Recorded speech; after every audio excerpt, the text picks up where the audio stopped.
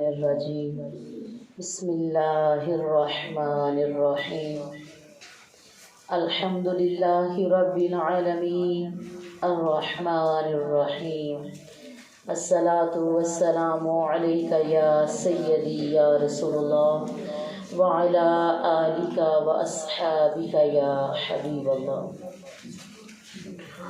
مصطفیٰ صلی اللہ تعالیٰ علیہ وآلہ وسلم کے نوکر خانہ میں آنے والی تمام قابل احترام استقبالیہ رمضان المبارک پروگرام میں تمام خواتین، اساتذہ اور طالبات کو پیار، محبت اور امن کا پیغام سلام پیش کرتی ہوں۔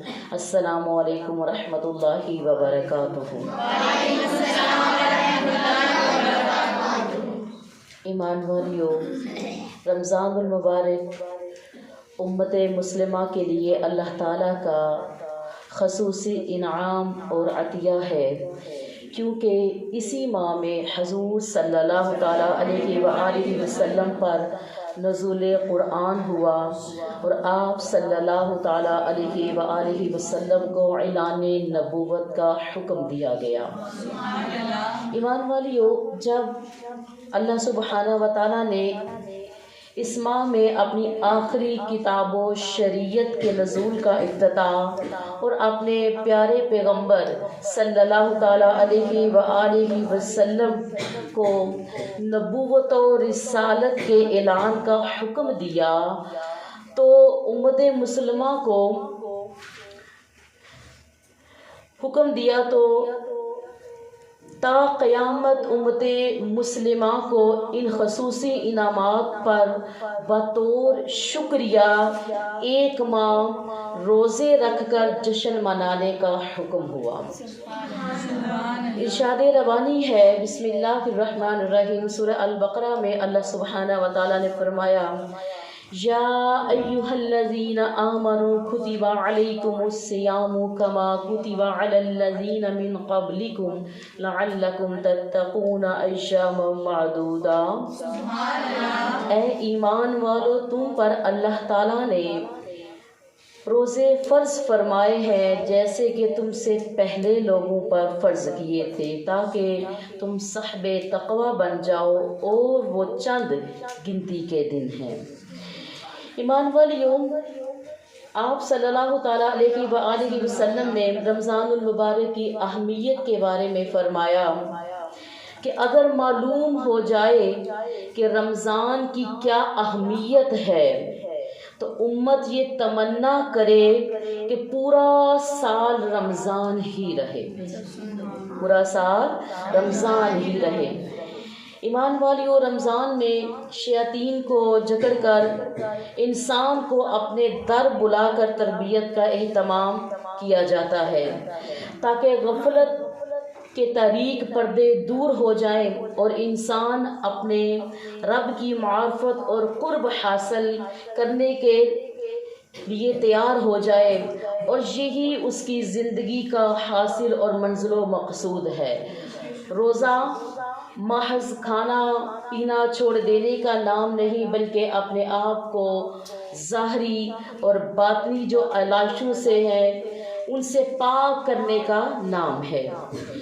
ایمان والیوں، رمضان شریف کے ان پر انوار اور نہایت ہی قیمتی شب و روز کو گزارنے کے لیے سب سے بہتر وہ طریقہ ہے جو رسول اللہ صلی اللہ تعالیٰ علیہ وآلہ وسلم نے اختیار فرمایا، کیونکہ آپ اللہ سبحانہ و تعالیٰ کی منش و رضا سے بھی خوب آگاہ ہیں اور رمضان المبارک کی اہمیت سے بھی۔ اس لیے کہ جو پورا مہینہ آج جیسے استقبال ہمارا رمضان شریف ہے، اور پھر اس کے بعد ہم پورا ماہ جو اپنی علمی فکری جو ہم اپنی تربیت کے لیے جستجو کے لیے اسی لیے گزارتے ہیں کہ ہم یہ دیکھیں کہ آپ صلی اللہ تعالیٰ علیہ وآلہ وسلم کیسے اپنے رمضان کو گزارنے کے لیے، اس کو سنوارنے کی تیاری فرمایا کرتے تھے۔ یعنی رمضان جو ہے وہ آپ صلی اللہ تعالیٰ علیہ وسلم کے جو آپ کے معمولات تھے رمضان مبارک میں، وہ آپ کے معمولات جو مبارکہ تھے ان کو ہم دیکھیں کہ وہ کیسے گزارتے تھے، تاکہ ہم انہی خطوط پر رہتے ہوئے اسی طرز پر رہتے ہوئے رمضان مبارک گزارنے کی کوشش کریں اور اللہ تعالیٰ کی بے پناہ الطاف و برکات سے مالا مال ہو جائیں۔ ایمان والیوں، جیسے کہ آپ کو پتہ ہے کہ رمضان شریف میں انسان کی عبادات کا معمولات بدل جاتے ہیں، معمول بدل جاتا ہے۔ تو اگر واقعی ہم رمضان المبارک کو اپنے اچھے معمولات کی روشنی میں بسر کرنے کی یعنی کہ سنوارنے کی کوشش کریں تو پھر پورا سال ہی نہیں بلکہ ہماری پوری زندگی کی جو ایک ایک لمحہ ہے وہ رمضان کی برکت سے مالا مال ہو جاتا ہے۔ اسی میں ہمیں قرآن پاک کو زیادہ سمجھنے کا بھی موقع ملتا ہے، قرآن پاک کے اوپر زیادہ غور و فکر کا بھی موقع ملتا ہے۔ تو اللہ کرے کہ ہم جو استقبال رمضان آج ہم نے رکھا اور پھر پورا رمضان ہم انشاءاللہ تعالیٰ بشرط زندگی ہم اس کو سنوارنے کی کوشش میں جائیں گے کہ یہ پورا سال پھر جو رمضان کی جو برکات ہے نا وہ پورا سال ہمارے اوپر رہے۔ تو ایمان والیوں،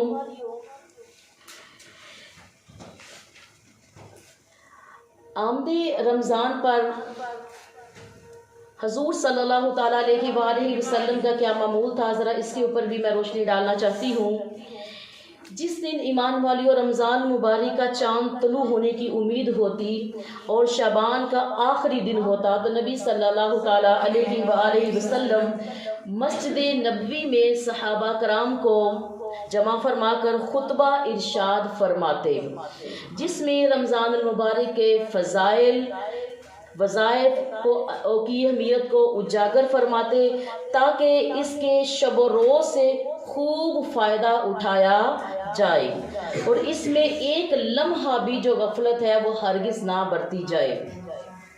ایمان والیوں، حضرت ابو ہریرہ رضی اللہ تعالیٰ عنہ نے آپ کے اس معمول کو اپنے الفاظ میں بیان فرمایا۔ آپ فرماتے ہیں کہ جب رمضان المبارک کا ماہ آتا تو آپ فرمایا کرتے، تمہارے پاس ایک ماہ مقدس کی آمد ہوگی ہے۔ کون سے مہینے کی؟ ایک ماہ مقدس کی آمد ہو گئی ہے۔ اور پھر یہی نہیں بلکہ آپ صلی اللہ تعالیٰ علیہ وآلہ وسلم باقاعدہ ایک استقبال رمضان پر خطبہ فرماتے۔ یہ جو ہم لوگ آپ صلی اللہ علیہ وسلم کی سنت میں استقبال رمضان رکھتے ہیں نا، یہ آپ صلی اللہ علیہ وسلم کی سنت ہے، ان کا طرز تھا۔ تو ایمان والیوں، اگر ہم کتب کی حدیث میں رمضان المبارک کی کو دیکھیں تو اس میں ہمیں رمضان المبارک کی آمد کے موقع پر حضور صلی اللہ تعالیٰ علیہ وآلہ وسلم کے جو فرمودہ خطبے کی تفصیل بھی ملتی ہے، جو ابھی میں آپ کے سامنے رکھوں گی۔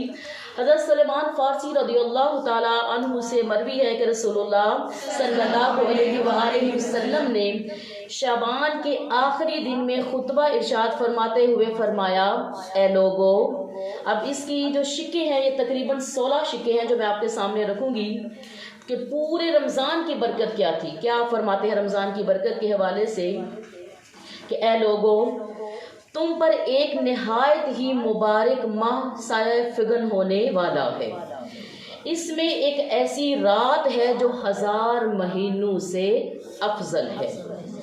اللہ تعالیٰ نے اس کا روزہ فرض فرمایا اور اس میں قیام کو ثواب و اجر کے قابل بنایا ہے۔ جو شخص اس میں کسی نیکی کے ساتھ اللہ تعالیٰ کا قرب چاہے گا وہ اس کی مثل درجہ پائے گا جس نے کسی دوسرے مہینے میں فرض ادا کیا ہو۔ جس نے اس میں کسی فرض کو ادا کیا وہ ایسے ہے جیسے کسی نے غیر رمضان میں 70 فرض ادا کیے ہوں۔ یہ ماہ صبر ہے اور صبر کا ثواب جنت ہے۔ یہ لوگوں کے لیے غمخواری کا مہینہ ہے۔ اس ماہ میں مومن کے ظاہر و روحانی رزق میں اضافہ کر دیا جاتا ہے۔ جس نے کسی کا روزہ افطار کروایا وہ اس کے گناہوں کی معافی اور دوزخ سے آزادی کا سبب ہوگا اور اسے روزہ دار کی مثل ثواب ملے گا، لیکن روزہ دار کے ثواب میں بھی کوئی کمی نہ واقع ہوگی۔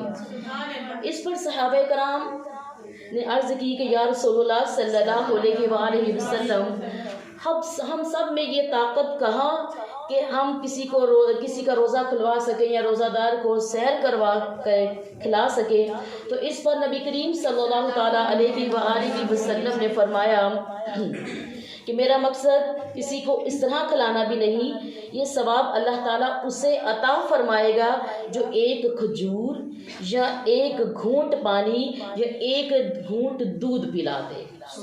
یعنی اگر کوئی کسی روزہ دار کو ضروری نہیں کہ سارا ہی کھانا کھلائے، کھجور کھلا دے، گھونٹ پانی پلا دے، تو اللہ تعالیٰ اس کا اجر اس کو عطا فرمائے گا۔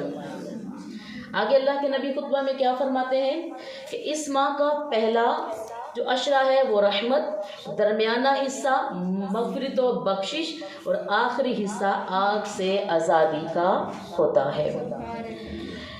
آگے اللہ کے نبی فرماتے ہیں کہ جس نے اپنے ملازم کے بوجھ کو اس میں ہلکا کیا، اللہ تعالیٰ اسے بخش دے گا اور دوزخ سے آزادی عطا فرمائے گا۔ اور اللہ کے نبی نے فرمایا کہ 4 چیزوں میں اس میں کثرت رکھو۔ کتنی چیزوں میں؟ 4 چیزوں میں اس میں کثرت رکھو۔ 2 ایسی ہیں جن سے تم اپنے رب کو راضی کر سکتے ہو، اور 2 ایسی ہیں جن کے بغیر تمہارا گزارا نہیں ہو سکتا۔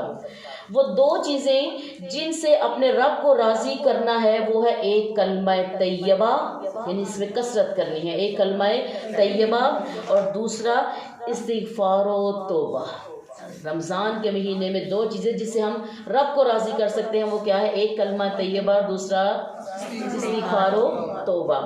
اور آگے وہ 2 مزید چیزیں جس کے بغیر بخشش نہیں، وہ ہے کہ اللہ تعالیٰ سے جنت مانگو۔ رمضان میں اللہ تعالیٰ سے جنت مانگو، اور دوزخ سے اس کے دامن رحمت کی پناہ مانگو۔ یہ 2 چیزیں ہیں۔ ایک کیا چیز طلب کرنی ہے؟ جنت کی جستجو کرنی ہے، اور پناہ کس سے مانگنی ہے؟ دوزخ سے۔ آگے اللہ کے نبی فرماتے ہیں اور جس نے کسی روزہ دار کو افطاری کے وقت پانی پلایا، اللہ تعالیٰ روز قیامت میرے حوض کوثر سے اسے پانی پلائیں گے، جس کے بعد دخول جنت تک پیاس نہیں لگے گی۔ ایمان والیوں، استقبال رمضان کے حوالے سے مزید اللہ کے نبی صلی اللہ تعالیٰ علیہ وآلہ وسلم کا فرمان ہے، اور راوی ہیں حضرت انس بن مالک۔ آپ فرماتے ہیں کہ جب رمضان شریف آتا تو آپ صلی اللہ تعالیٰ علیہ وآلہ وسلم صحابہ سے فرماتے، سبحان اللہ، جانتے ہو تم کس کا استقبال کر رہے ہو؟ جانتے ہو کہ تم کس کا استقبال کر رہے ہو؟ اور تمہارا کون استقبال کر رہا ہے؟ تو حضرت عمر رضی اللہ تعالیٰ عنہ نے عرض کی، یا رسول اللہ صلی اللہ علیہ وآلہ وسلم، کوئی وحی نازل ہونے والی ہوگی یا کسی دشمن سے بھیڑ کرنے والی ہوگی؟ تو آپ صلی اللہ تعالیٰ علیہ وآلہ وسلم نے فرمایا، نہیں، ایسی کوئی بات نہیں، تم رمضان کا استقبال کر رہے ہو جس کی پہلی رات تمام اہل قبلہ کو معاف کر دیا جاتا ہے۔ تم کس کا استقبال کر رہے ہو؟ رمضان کا استقبال کر رہے ہو۔ ایمان والیوں، اور پھر وہ جو اس میں روزہ دار ہوتے ہیں ان کی بشارتیں بھی ہمیں ملتی ہیں۔ اللہ کے نبی صلی اللہ تعالیٰ علیہ وآلہ وسلم نے فرمایا، راوی حضرت ابو ہریرہ ہیں، کہ آپ نے فرمایا کہ میری امت کو رمضان کے حوالے سے 5 چیزیں عطا ہوئی ہیں۔ کتنی چیزیں؟ 5 چیزیں میری امت کو رمضان کے حوالے سے عطا ہوئی ہیں جو سابقہ کسی امت کو نصیب نہیں ہوئی۔ پہلی چیز، روزہ دار کے منہ کی خوشبو۔ روزہ دار کے منہ کی خوشبو اللہ تعالیٰ کے ہاں کستوری کی خوشبو سے بھی زیادہ پسندیدہ ہوتی ہے۔ دوسری چیز، اللہ کے نبی نے فرمایا کہ افطار تک سمندر کی مچھلیاں روزہ دار کے لیے دعا کرتی ہیں۔ تیسری چیز اللہ کے نبی نے فرمایا کہ ہر روز جنت کو مزین کیا جاتا ہے اس روزہ دار کے لیے، یعنی کہ تیار کیا جاتا ہے کس کو؟ جنت کو۔ چوتھی چیز اللہ کے نبی نے فرمایا، شیاطین کو قید کر کے اس کو زنجیروں میں جکڑ کر اس کو قید کر دیا جاتا ہے۔ اور پانچویں چیز اللہ کے نبی نے فرمایا آخری رات امت کی بخشش کر دی جاتی ہے۔ ایمان والیو یاد رکھو اللہ کے نبی صلی اللہ تعالیٰ علیہ وسلم کا فرمان عالی شان ہے کہ روزہ دار ہر وقت عبادت میں ہوتا ہے۔ کس میں ہوتا ہے؟ عبادت میں ہوتا ہے۔ اسی لیے میں روزے کے چند آداب بھی آپ کو بتانا چاہوں گی، کیونکہ جب ہم روزے سے ہو جاتی ہیں تو ہمارا سارا عمل عبادت میں ہو جاتا ہے۔ تو کچھ روزے کے آداب ہیں جس کی وجہ سے ہمارا روزہ عبادت کا درجہ رکھتا ہے۔ وہ آداب کیا ہے؟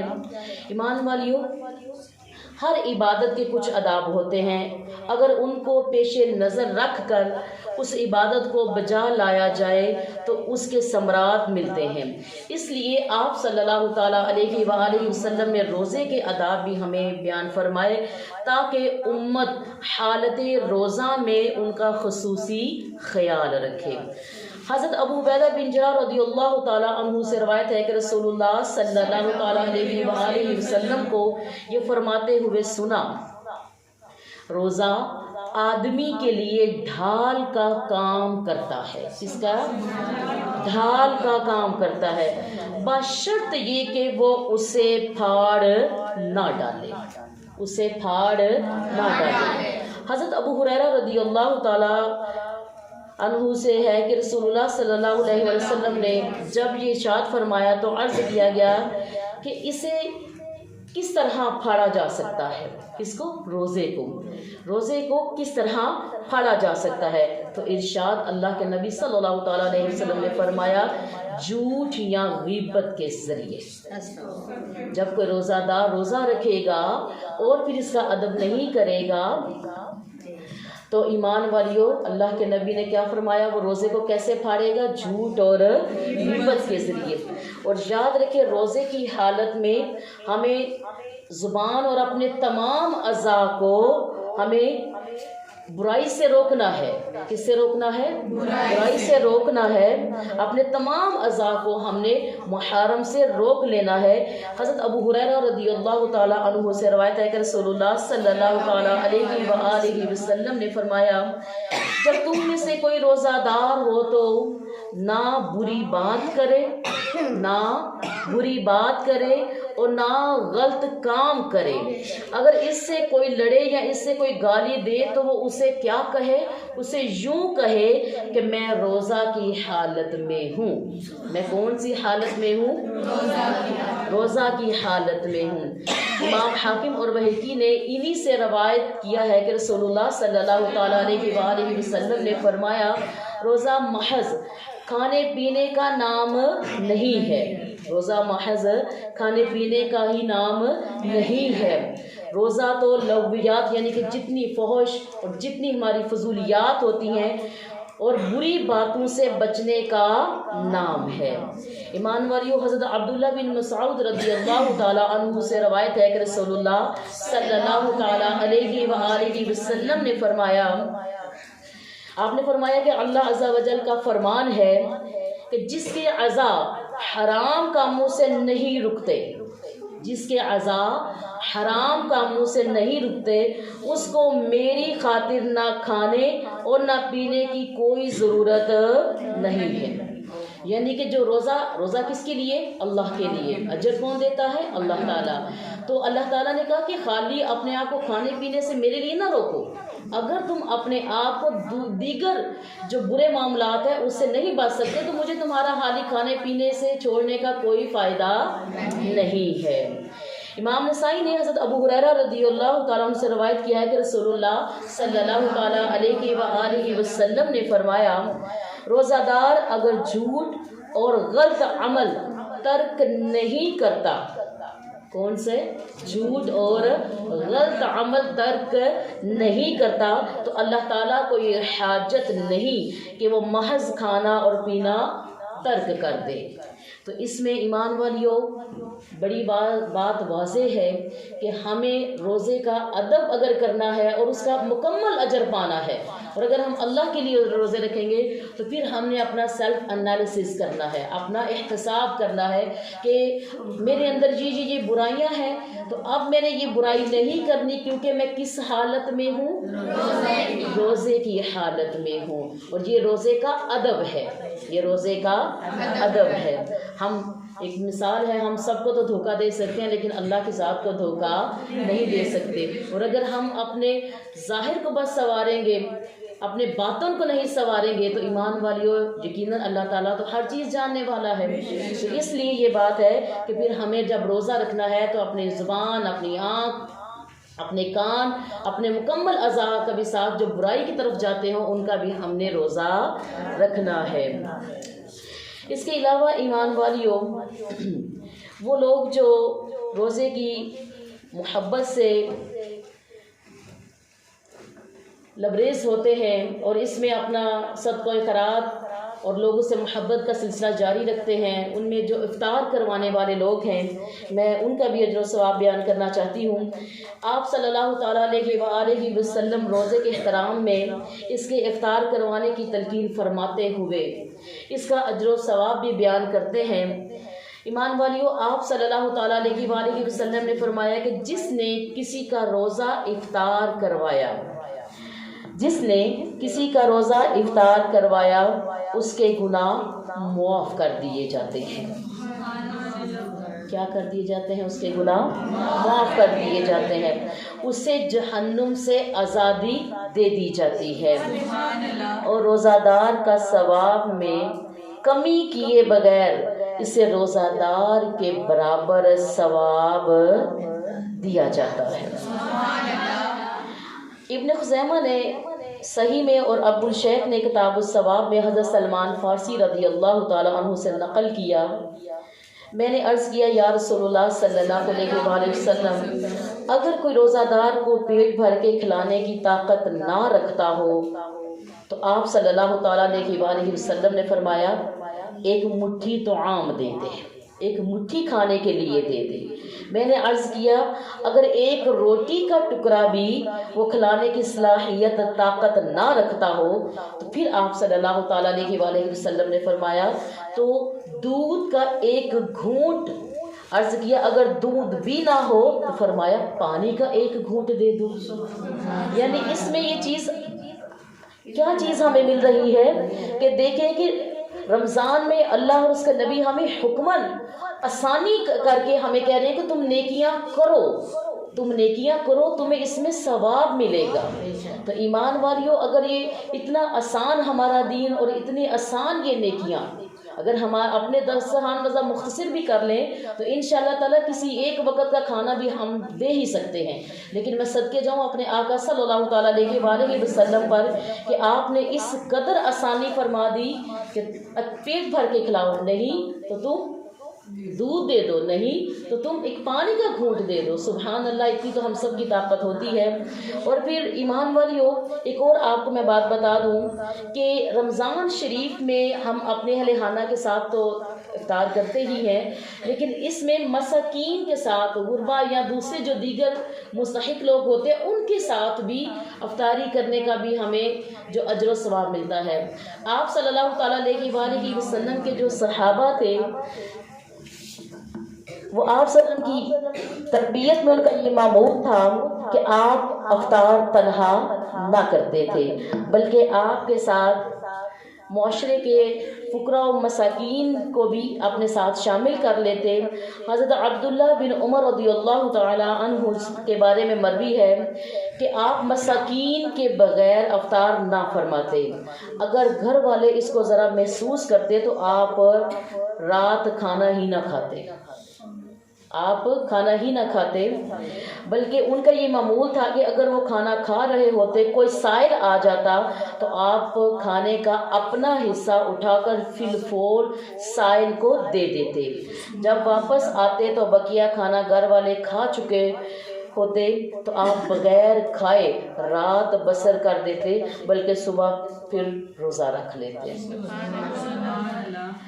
ایمان والیوں، یہ جو کچھ چیزیں ہیں استقبال رمضان کے حوالے سے ہمیں ان چیزوں کو دیکھنا ہے، اور رمضان صرف گھر کی صفائی ستھرائی کا ہی نام نہیں، بلکہ ہم نے اپنے ظاہری، اپنے باطنی، اپنے عبادات میں جو ہماری کمی ہے ان کو دور کرنا ہے۔ امی عائشہ صدیقہ رضی اللہ تعالیٰ عنہ سے روایت آپ فرماتی ہیں کہ جب رمضان کا مہینہ آتا تو نبی صلی اللہ تعالیٰ علیہ وآلہ وسلم کا رنگ فق پڑ جاتا، آپ کا رنگ فق پڑ جاتا۔ خوشی اپنی جگہ کہ اتنی رحمتوں، اتنی برکتوں، اتنی عظمتوں والا ماں ہمارے پاس آ رہا ہے۔ تو رنگ فق پڑنے سے مراد کیا تھا؟ ایمان والی سے مراد کہ جو حق عبودیت ہے، جو رب کا حق ہے، کہیں اس کو ادا کرنے میں کوئی کمی نہ رہ جائے۔ اور یہ کن کا معمول تھا؟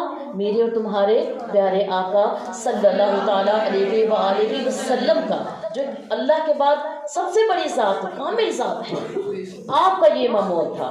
تو ہمیں اس حدیث سے اس بات کو لینا ہے کہ اس مہمان کی آنے کی خوشی اپنی جگہ، عبادتوں میں خشوع خضوع کریں گے، افطار و سحری عبادت ہے، ہر لمحہ روزے دار کا عبادت ہے، لیکن اللہ کا ڈر اور خوف بھی رکھنا، کیونکہ اگر رسول اللہ صلی اللہ تعالیٰ علیہ وآلہ وسلم کا رنگ فق پڑ جاتا تھا کہ کہیں اس مہمان کی خاطر توازیہ میں، اس کی خدمت میں کوئی کمی نہ رہ جائے، اللہ تعالیٰ کی بندگی کرنے میں، اس کے حق عبودیت کو ادا کرنے میں کوئی کمی نہ رہ جائے، تو ایمان والیوں ہمیں تو بہت زیادہ اس بات کی فکر کرنی چاہیے۔